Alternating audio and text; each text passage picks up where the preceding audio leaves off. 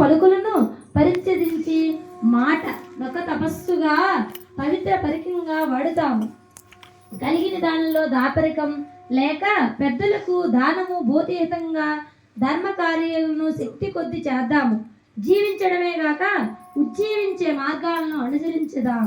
పైవన్నీ ఆనందంతో చేస్తాం, బాధతో కాదు. దేవ దానవ మానవులకు ఒక్క కారమోనే బ్రహ్మ ఉపదేశించినాడట.